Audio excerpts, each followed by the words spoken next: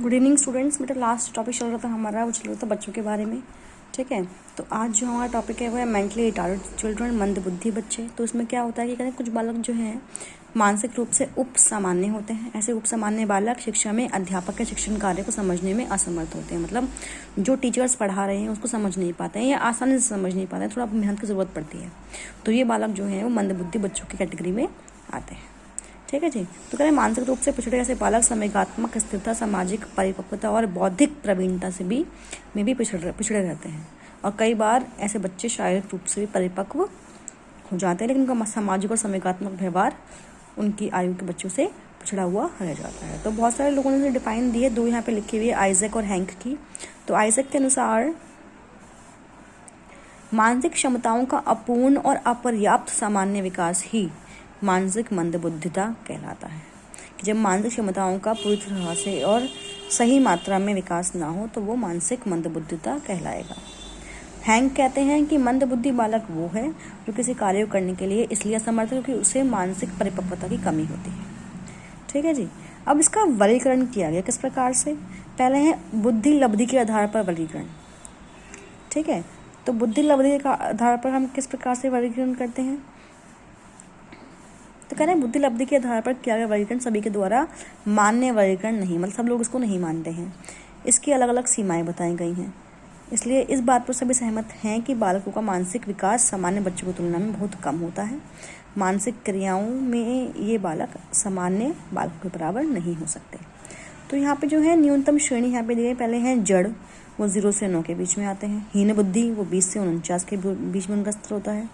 दुर्बल बुद्धि 50 से 59, और मंद या पिछड़े लोग 70 से 80 के बीच में आते हैं। एक और इनका वर्गीकरण है, तो कहते हैं कि भाई अन्य वर्गीकरण के अनुसार मानसिक रूप से विकलांग बच्चे निम्नलिखित प्रकार के होते हैं। पहला है जड़ बुद्धि या मूर्ख, हम अभी और पढ़ चुके हैं। तो उनकी बुद्धि लब्धि जो है IQ जो है 20 से 25 के बीच में होता है। ये मूर्ख सबसे निम्न श्रेणी में आते हैं। ठीक है जी, ये अपने काम स्वयं नहीं कर पाते, इसलिए इनका मानसिक स्तर इतना कम होता है। फिर एक कम या मूढ़ बुद्धि, इसकी जो बुद्धि लब्धि है वो 26 से 50 के बीच में होती है। ऐसे बच्चे पढ़ लिख नहीं सकते हैं। ठीक है जी, अपने जो डेली के काम है वो भी नहीं कर पाते हैं। फिर है असहाय या मूर्ख बुद्धि, इनकी बुद्धि लब्धि 51 से 70 के बीच में होती है। ये बालक बहुत कम पढ़ लिख सकते हैं और इनकी गति जो है वो बहुत धीमी होती है। ठीक है जी, इनको जो है इन बच्चों को किसी भी अकुशल कार्य में शिक्षा प्रदान की जा सकती है। इन्हें घरेलू कार्य करने के लिए तैयार किया जा सकता है। सामान्य स्कूल शिक्षा उनके लिए कठिन हो सकती है। उसके बाद है लास्ट सीमांत बच्चे, इनकी जो बुद्धि लब्धि होती है वो 71 से 80 के बीच में होती है। ऐसे बालक कक्षा में अन्य बच्चों के साथ नहीं चल सकते। ये जनसंख्या का अधिकतर हिस्सा होते हैं। ठीक है जी। कह रहे हैं बुद्धि लब्धि की विशेषताएं क्या है, ऐसे बालकों की विशेषताएं क्या है। तो इनकी जो गति होती है सीखने की समझने की वो धीरे होती है। ये बच्चे शारीरिक रूप से अस्वस्थ होते हैं, उनका शारीरिक विकास बहुत कम होता है। मानसिक रूप से पिछड़े बालक संवेगात्मक रूप से अस्थिर होते हैं, उनका संवेगों पर कोई नियंत्रण नहीं होता है। मानसिक रूप से पिछड़े बालकों की रुचियाँ बहुत सीमित होती हैं। मानसिक रूप से मंद बालकों में किसी भी स्थिति का निष्कर्ष निकालने की योग्यता का अभाव होता है। मंदबुद्धि बालकों के विकास की गति धीमी होती है और कई बार इनका विकास इतना धीमा होता है कि ये अपनी आयु वर्ग से बहुत पीछे रह जाते हैं। ये बालक सामाजिक और संवेगात्मक रूप से स्वयं का समायोजन नहीं कर पाते हैं। और मंदबुद्धि बालक दूसरों पर अधिक आश्रित रहते हैं और उनका अपनी इच्छाओं आदि पर नियंत्रण भी नहीं रह पाता है। ठीक है जी। और मंदबुद्धि बालक बुद्धि बहुत ही सीमित होती है, अर्थात उनके मानसिक परिपक्वता की कमी होती है। कारण क्या है, वंशानुक्रम, मतलब कभी वंश से इनको मिला हो। शारीरिक विकास जो ढंग से न हो पाया हो। संवेगात्मक इमोशनल फैक्टर जो है वो उनका बहुत प्रभावी हो। समाज शास्त्र का मतलब सोशलॉजिकल फैक्टर की समाज में जो एक मानसिक पिछड़ापन परिवार के अंदर हो पहले से ही और वो बच्चे में भी आ गया। समस्याएं क्या है, मुख्य समस्याएं इन मंदबुद्धि बालकों की। पहला है संबंध समस्या की, एडजस्ट नहीं कर पाते। फिर है घर पर समायोजन, कि बच्चे के माता पिता जो हैं यह विश्वास लाना अति आवश्यक कि उनका बच्चा मंदबुद्धि बालक है। पहले बच्चे के माता पिता जो हैं वो उसको स्वीकार करें, बाद में तो समाज स्वीकार करेगा उसको। फिर स्कूल में समायोजन, कि स्कूल जो है इस बात को एक्सेप्ट करे कि हमारे स्कूल में से बच्चे भी हैं जिनको अधिक जो है सपोर्ट की ज़रूरत है। फिर समाज में समायोजन, कि समाज के लोग अपनी थोड़ी दृष्टि को बदलें, अपने सोच को बदलें, मेल जोल को बढ़ाना ज़्यादा पसंद नहीं करते हैं, बच्चों को उन पर दबाव न डाला जाए। फिर इमोशनल समस्याएं, कि घर स्कूल समाज इन सब में उचित वातावरण न मिलने के कारण बच्चे जो हैं संवेगात्मक रूप से परिपक्व नहीं हो पाते हैं। और शारीरिक और मानसिक विकास की समस्या, कि इन सब चीज़ों की वजह से जो ये ABCD फैक्टर जो हमने पढ़े हैं, ये सब मिलकर शारीरिक विकास और मानसिक विकास की समस्या को उत्पन्न करते हैं। ठीक है जी। उसमें उसके बाद क्या है, मंद बुद्धि बालकों की पहचान, कि अगर मंद बुद्धि बालकों की पहचान करनी तो आप बुद्धि परीक्षण कर सकते हैं, उपलब्धि परीक्षणों द्वारा भी कर सकते हैं, विशेषताओं को सटी मानकर भी हम उनको टेस्ट कर सकते हैं। शिक्षक इस प्रकार से हो, व्यक्तिगत ध्यान देना पड़ता है, इन बच्चों पर खास ध्यान देना पड़ता है। विशेष उनके स्कूल हो और अस्पताल बनाया जाए, विशेष प्रकार के शिक्षण विधियों का इस्तेमाल किया जाए, माता पिता को शिक्षित होना चाहिए, विशेष अध्यापक उनके लिए, विशेष समय सारणी बनाई जाए और द्रव्य श्रव्य सामग्री का भी इस्तेमाल किया जाए, विशेष कक्षा इनको दी जाए, व्यवस्था की जाए इसकी। ठीक है, चैप्टर में बस इतना ही था, चैप्टर खत्म हो गया है, लास्ट टॉपिक था इस चैप्टर का। उसके साइड में यहाँ कुछ क्वेश्चंस आपको दिए गए हैं, कुछ 30 क्वेश्चन हैं, ये आप कर लेंगे सही प्रकार से। अगर नहीं हो पाते तो आप मुझसे इसको पूछ लेंगे। 30 नहीं है, 36 क्वेश्चन हैं। ठीक है, इनको आपको करना है। अगला चैप्टर है वो है पाठ्यक्रम के तहत शिक्षा शास्त्र, ICT और क्रियात्मक अनुसंधान। आज हम ये शुरू करते हैं। तो इसमें पहला जो चैप्टर है वो शिक्षण अधिगम में आंकलन की भूमिका, कि आकलन क्यों जरूरी है, मूल्यांकन क्या होता है। तो मूल्यांकन एक क्या है, मूल्यांकन एक ऐसी टेक्निक है जिसके द्वारा हम ये सीखते हैं, हम ये जानते हैं कि जो हम बच्चे को पढ़ा रहे हैं, जो सिखाया जा रहा है बच्चे को, वो किस हद तक बच्चे को समझ में आया है, कितना वो समझा है, कितना वो उसको आता है। ठीक है जी। तो बहुत सारे लोगों ने बहुत सारी परिभाषाएं दी हैं। पहला है क्यूलैन और हाना।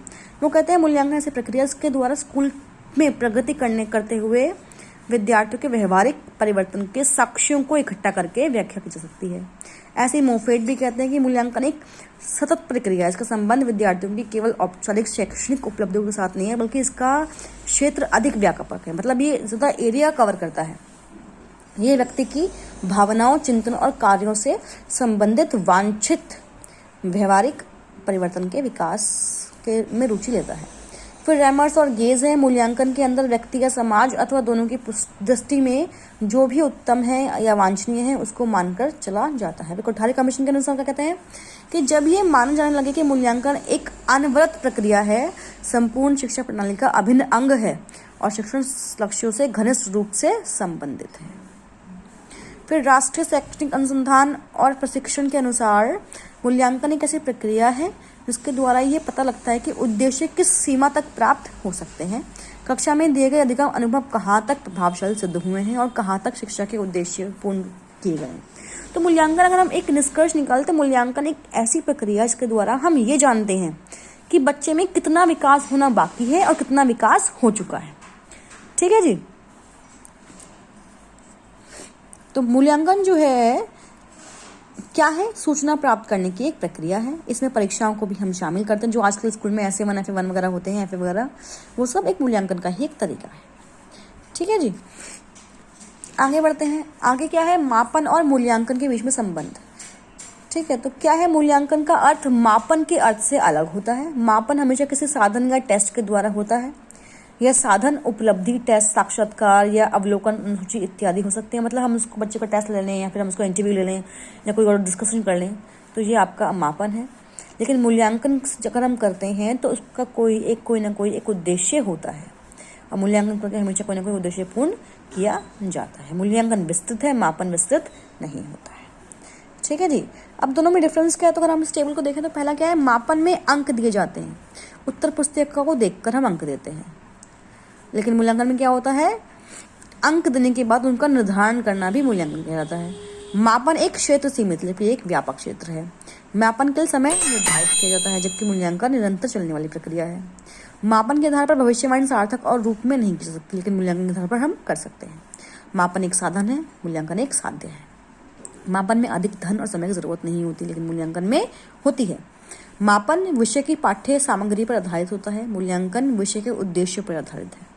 मापन के आधार पर किसी छात्र के व्यक्तिगत संबंध में निश्चित धारणा नहीं बनाई जा सकती, लेकिन मूल्यांकन में होती है। ठीक है जी। आगे बढ़ते हैं।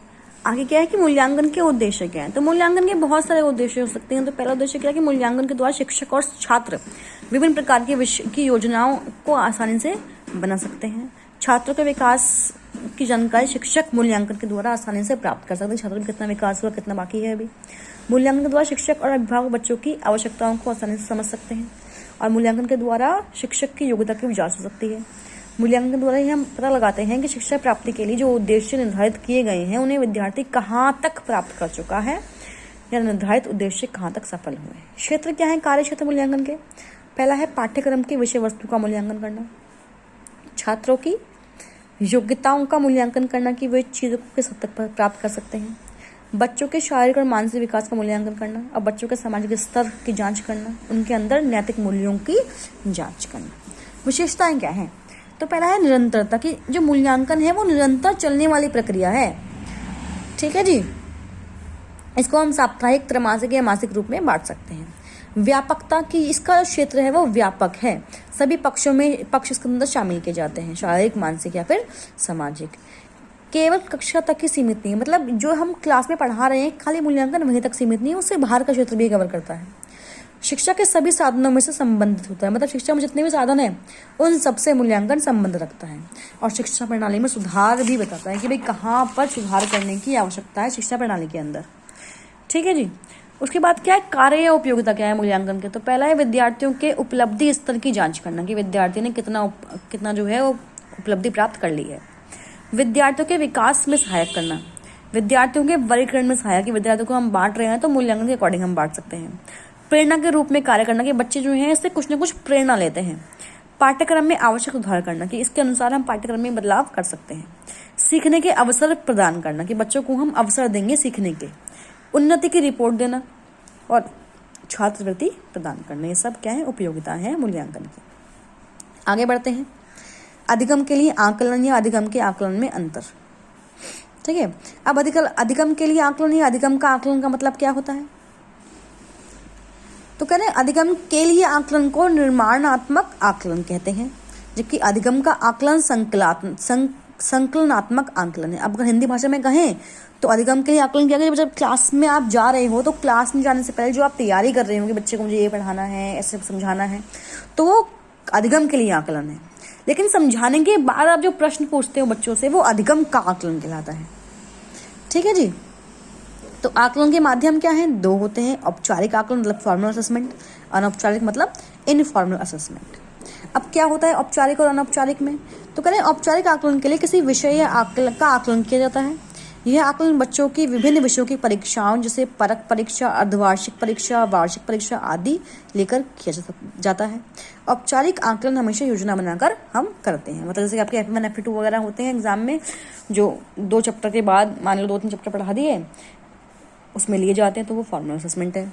इनफॉर्मल जो आपके SA1 SA2 वगैरह होते हैं, नहीं सॉरी, इनफॉर्मल क्या होता है कि अनौपचारिक आकलन में किसी भी बालक के व्यवहार का आकलन किया जाता है कि बच्चे का व्यवहार कैसा है, कक्षा के अंदर कक्षा के बाहर लोगों के साथ वो किस तरह के क्रियाकलाप करना पसंद करता है। ठीक है जी, फिर क्या है feedback in the teaching learning process. तो फीडबैक जो है वो 2 तरह प्रकार के हो सकते हैं। ठीक है, तो या तो वो धनात्मक होगा या वो अध्यात्मक होगा। तो इसमें क्या है धनात्मक कि इसमें अपेक्षित प्रतिक्रिया के होने की संभावना बढ़ जाती है, जैसे मतलब प्रशंसा करना या पुरस्कार करना, मतलब बच्चे की हम तारीफ करते हैं इसके अंदर।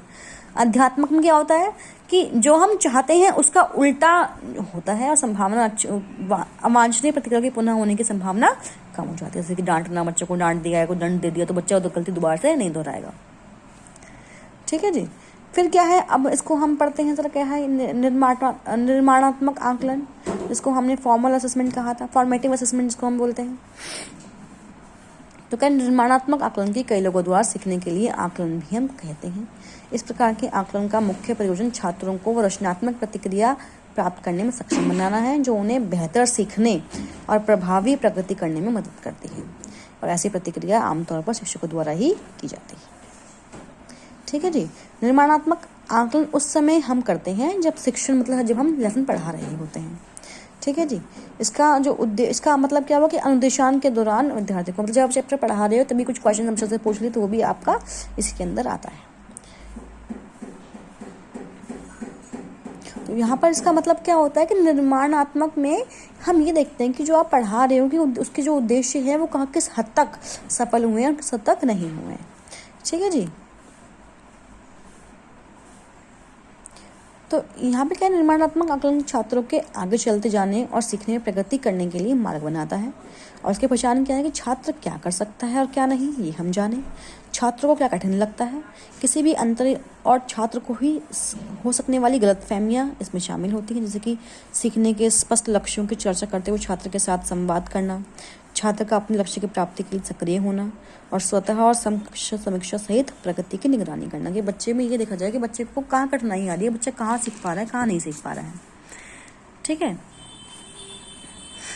जो ये प्रक्रिया है ये एक उपयोगी प्रक्रिया है और सामयिक प्रक्रिया है, क्योंकि यह सुधरने के में छात्रों की मदद करता है। मतलब बच्चा अगर कोई गलती कर रहा है तो उस गलती को हम यहाँ पर सुधार सकते हैं। ठीक है, छात्र और शिक्षक दोनों अपने लक्ष्य को प्राप्त करने के लिए दृढ़ रहें जब तक कि छात्र अपने लक्ष्य को प्राप्त न कर ले, जिसके लिए निश्चित तौर पर शिक्षक को छात्र की ज़रूरतों को पूरा करने के लिए अपने अध्यापन में जो है चेंजेस समायोजन करने पड़ेंगे। ठीक है बेटे, अब विशेषताएं क्या है, ये निदानिक और सुधारात्मक प्रक्रिया है कि मतलब इसमें हम जो है बच्चों में सुधार कर सकते हैं। ये प्रभावी प्रतिक्रिया के लिए प्रावधान करता है, ये छात्रों के स्वयं सीखने में अधिक सक्रिय भागीदारी के लिए मंच प्रदान करता है। ये शिक्षकों को आकलन के नतीजों को ध्यान में रखते हुए अध्यापन को समायोजित करने में सक्षम बनाता है। छात्रों के लिए स्वयं आकलन करने सुधार करने के तरीकों को समझने की कोशिश कराता है। कैसे और क्या पढ़ाया जाना है यह तय करने के लिए सीखने की विभिन्न शैलियों को समाविष्ट करता है। मापदंड समझने को प्रोत्साहित करता है, जिसका उपयोग उनके काम को परखने के लिए किया जाएगा। छात्रों की प्रतिक्रिया के बाद उनके काम को सुधारने का अवसर प्रदान करना भी इसके अंतर्गत आता है। छात्रों को उनके समकक्षों की सहायता करने और उनके द्वारा सहायता की जाने में मदद करता है। निर्माणात्मक आकलन में किसी भी एक विशिष्ट इकाई का चुनाव किया जाता है। इकाई मतलब किसी भी एक चैप्टर या यूनिट। निर्माणात्मक आकलन में उस यूनिट की विषय वस्तु का भी निर्धारण होता है। इनके द्वारा विषय वस्तु में नए शब्दों आदि को भी शामिल किया जाता है। निर्माणात्मक आकलन के द्वारा शिक्षण अधिगम के परिणामों को भी हम यहाँ पर तय करते हैं। उपयोगिता क्या है दोनों के लिए, विद्यार्थियों के लिए भी और अध्यापकों के लिए भी। तो विद्यार्थियों के लिए क्या उपयोगिता है कि विद्यार्थियों की सीखने की गति जो है वो बढ़ जाती है, जल्दी शिक्षा ग्रहण कर लेता है। विद्यार्थियों को विषय वस्तु को गहराई से जानने में सहायता मिलती है। इनके द्वारा अधिगम के उद्देश्य निर्धारित हो सकते हैं। इस आकलन का निदानात्मक रूप में भी महत्व है। इसमें विद्यार्थियों की समस्याओं का पता लगाया जा सकता है, उनको सुधारा भी जा सकता है। अध्यापकों के लिए कहाँ तक लाभदायी है कि विद्यार्थी की समस्या और गलती का आसानी से यहाँ पर पता लग जाता है टीचर को, और उसको ये पता लगता है कि उसे कहाँ पर अपने अंदर या अपनी विधि के अंदर, अपने शिक्षण प्रणाली के अंदर सुधार करना है। ठीक है, तो ये थी आपकी कौन सी फॉर्मेटिव असेसमेंट की। फॉर्मेटिव असेसमेंट में क्या होता है, नेक्स्ट जो है वो है आपका सम्मेटिव असेसमेंट। सम्मेटिव असेसमेंट आज की तारीख में 2 बार होता है, एक आपका essay 1, एक आपका essay 2। इसको हम योगात्मक आकलन भी कहते हैं, सीखने के आकलन के नाम से भी हम इसको जानते हैं। मतलब जब बच्चा चैप्टर पढ़ चुका होता है, ठीक है, तो साल में 2 बार उसका सम्मेटिव असेसमेंट लिया जाता है। ठीक है जी, तो यहाँ पे कह रहे हैं कि भाई इस प्रकार के आकलन का प्रयोजन शिक्षक को छात्रों की उपलब्धि और कार्य प्रदर्शन की पहचान करने में भी सक्षम करना है, जिसमें सीखने की अवधि 1 सत्र या वर्ष हो सकती है। ठीक है, इसमें पाठ्यपुस्तक के सभी इकाइयों के शिक्षण के अंत में जब विद्यार्थी सभी इकाइयों के देय परीक्षाओं को उत्तीर्ण कर लेते हैं तो अंत में संकलनात्मक आकलन इसका होता है, जिससे विद्यार्थियों के स्तर का बोध होता है और विद्यार्थियों की सफलता के आधार पर शिक्षण और अन्वेषण की प्रभावशीलता का, मतलब कॉमन सी बात अगर हम हिंदी भाषा में यहाँ पर ये देखें तो क्या है कि बच्चों ने साल भर में क्या सीखा और उसका कितना विकास हुआ, उस विकास के आधार पर बच्चे का जो है आकलन करते हैं कि बच्चा अब किस लेवल पर है, किस स्तर पर पहुंच चुका है, उसको आगे बढ़ाना है या उसी क्लास को रिपीट करवाना है। ठीक है, तो ये जो संकलनात्मक आकलन है ये हम तभी ला सकते हैं जब विद्यार्थियों की उपलब्धियों के बारे में अंतिम परीक्षा लेनी हो, ताकि उन्हें कक्षा दूसरी कक्षा में भेजा जा सकता है। तो आपकी भी हुई है, हमारी भी हुई है, और हर बच्चे की होती है इस साल के लास्ट में एक परीक्षा कि बच्चे ने साल भर में कितना पढ़ा, कितना उसका विकास हुआ, ताकि उसको अगली क्लास में भेजना है या नहीं भेजना उसका हम पता कर सकें। क्या विशेषताएं हैं इसकी कि कोर्स के अंत में होती है, अंतिम और निर्णयात्मक परीक्षा है ये, अनुदेशन लक्ष्य है भाई, प्रकृति का आकलन होता है। इसके अंदर शिक्षक की प्रभावशीलता की जांच करना, पाठ्यक्रम, अध्ययन, कोर्स और शैक्षिक योजना की प्रभावशीलता की जांच करना और विद्यार्थियों के ग्रेड निर्धारित करना और उन्हें प्रमाणित करना, ये सब उसके उद्देश्य होते हैं। इसमें जो है एक कोर्स को निर्धारित कर देता है कि हाँ भाई 10-12 चैप्टर जितने भी आने हैं उसी का बच्चों का ये आकलन किया जाता है। उसके बाद क्या है, संकलनात्मक आकलन की उपयोगिता। उपयोगिता क्या कि सफलता की भविष्यवाणी की, इसकी बच्चों की सफलता की भविष्यवाणी करता है कि बच्चा क्या मतलब कहाँ तक सफल हो चुका है और कितना सफल होना उसका बाकी है। अनुदेशन की शुरुआत यहाँ पे होती है और ग्रेड देने का आधार है कि बच्चे को हम किस ग्रेड में रख सकते हैं। और प्रगति का ज्ञान कि बच्चा भी खुद जानता है, बच्चे के अभिभावक भी जानते हैं और टीचर भी जानता है कि बच्चा जो है कितनी प्रगति कर चुका है। ये इसकी उपयोगिता है। नेक्स्ट टॉपिक जो है वो आकलन के निहितार्थ, ये हम कल करेंगे। आज जितना भी पढ़ा आप उसको अच्छे से पढ़ लें, जो समझ में नहीं आता है वो पूछ लें।